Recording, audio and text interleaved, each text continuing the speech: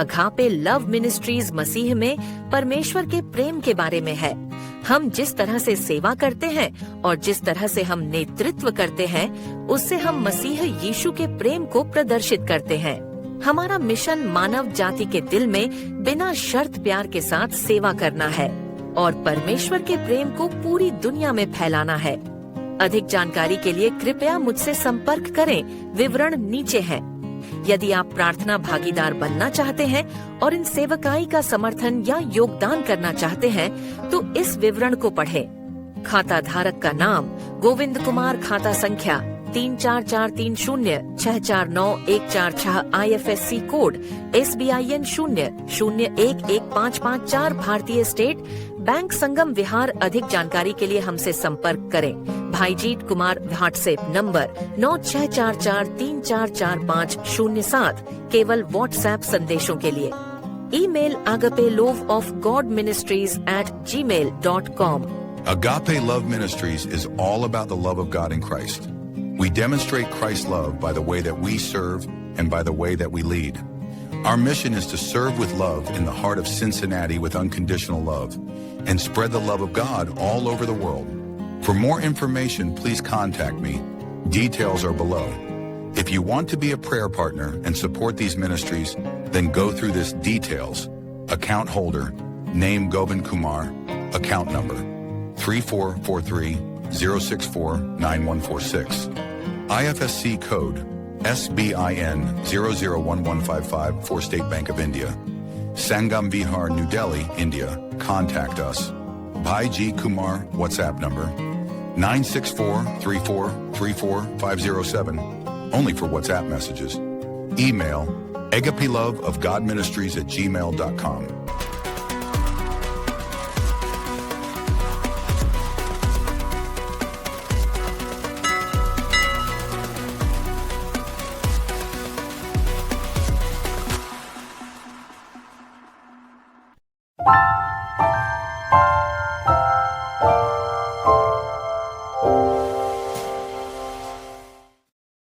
छह वस्तुओं से यहोवा बैर रखता है, वरन 7 हैं जिनसे उसको घृणा है।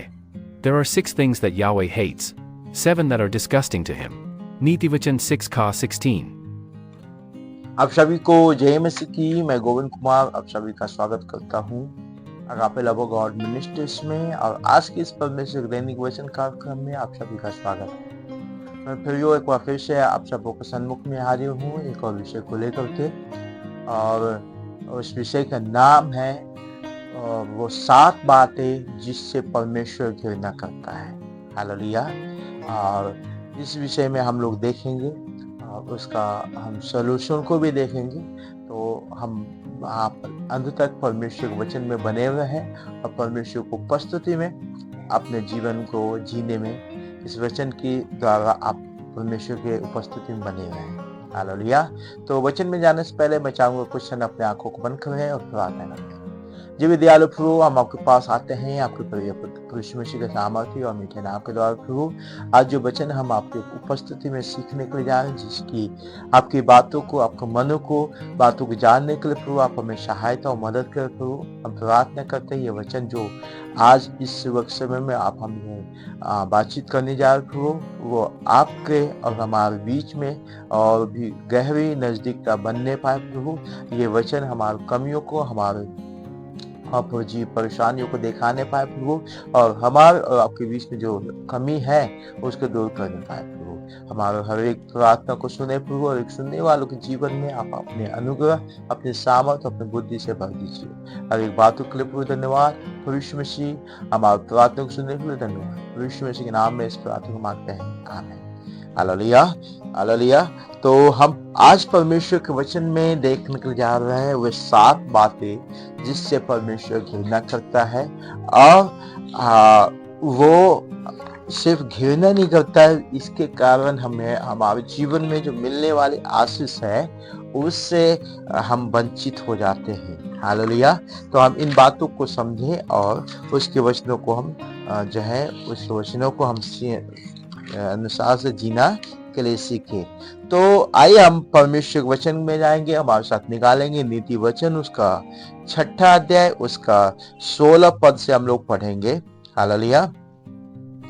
16 पद से 19 पद तक की हम लोग पढ़ेंगे। यहाँ पर इस प्रकार से हम पढ़ते हैं, 6 वस्तुओं से यहोवा वैर रखता है, वरन 7 है जिनसे उनको घृणा होता है, उनको घृणा है। हालेलुया।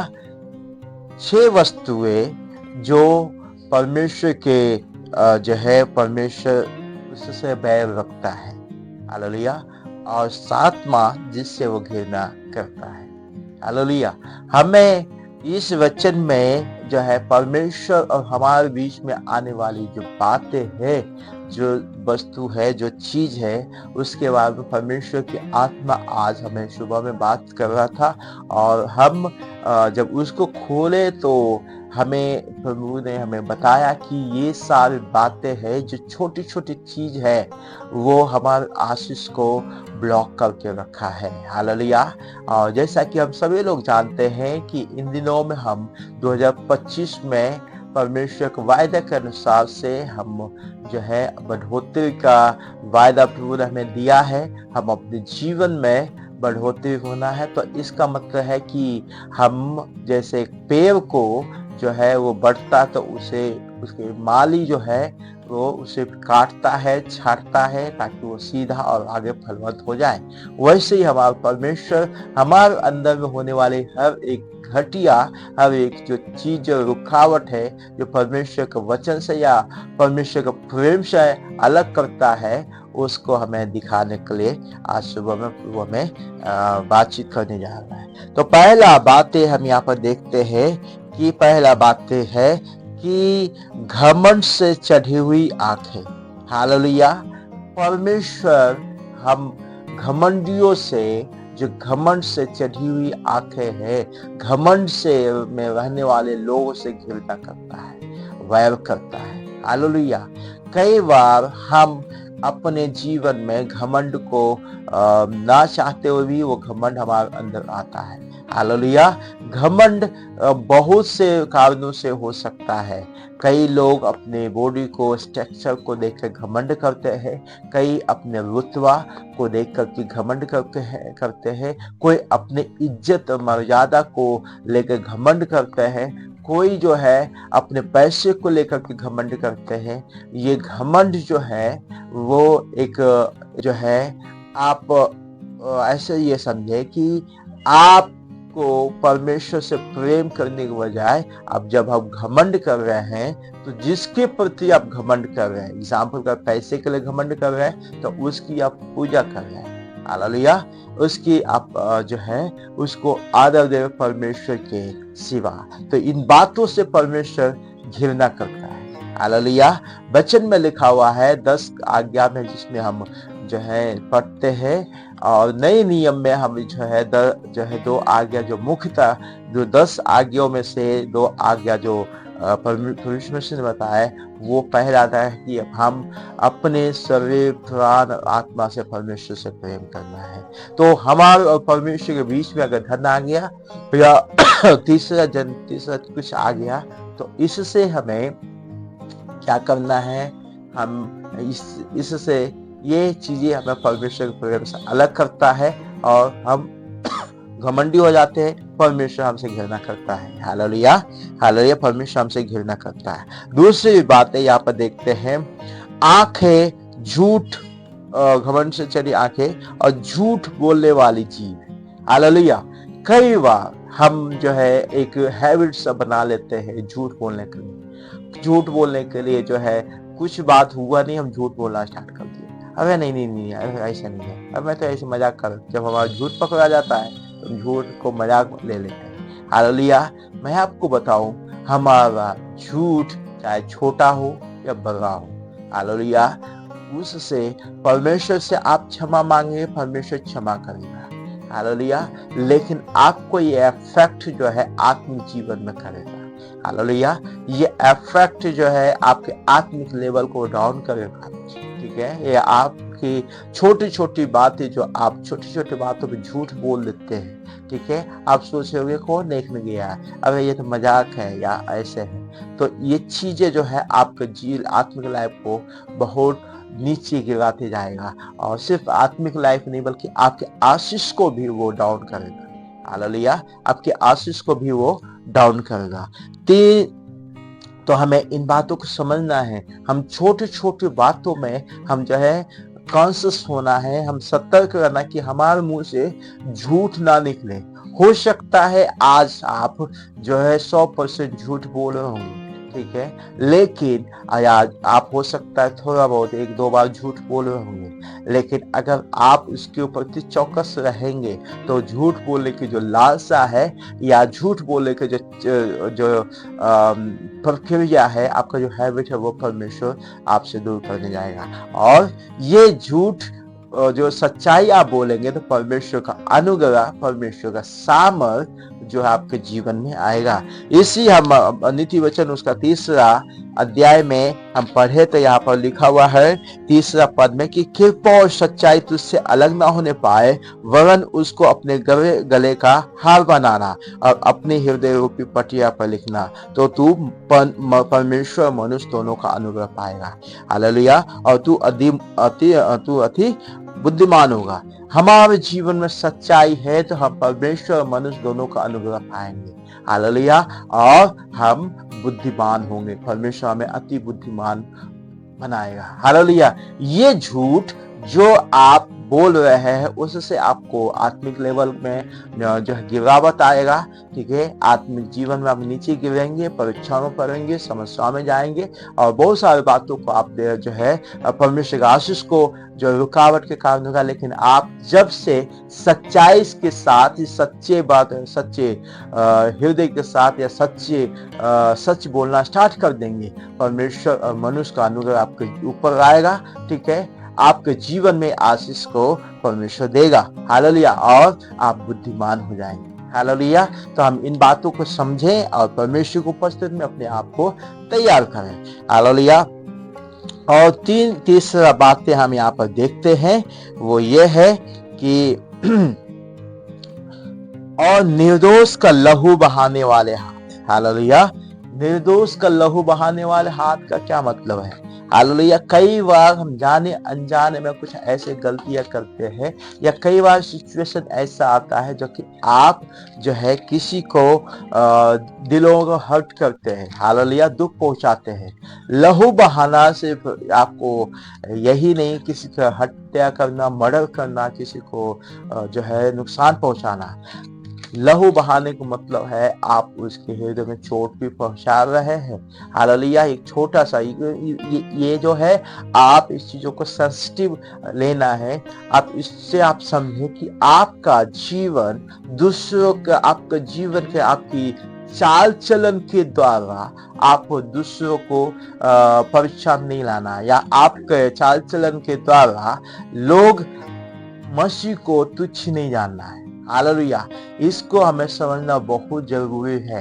आज हम दुनिया इस चलन पे चलने लगी है कि वो अपने आप में खुद से दूसरे उनके विषय में क्या सोच रहे हैं उनको कोई परवाह नहीं है। लेकिन मसीह लोग ऐसा नहीं होना है।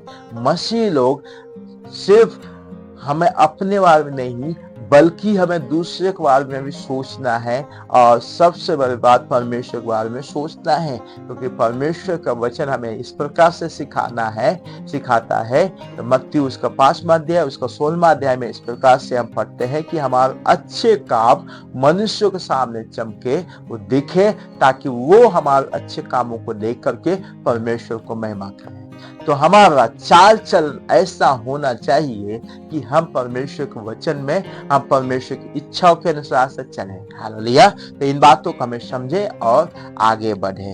हालेलुया, मैं 3 बातों को यहाँ पर रखना चाहता हूँ, क्योंकि समय का अभाव होने के चलते मैं बाकी 4 बातें मैं कल आपको बताऊंगा, और आप इन 3 बातों को समझे। पहला बातें हमने बताया कि घमंड से चढ़ी हुई आंखें। दूसरा हमने यहाँ पर देखा कि हम परमेश्वर की उपस्थिति में कैसे रहना है, ठीक है।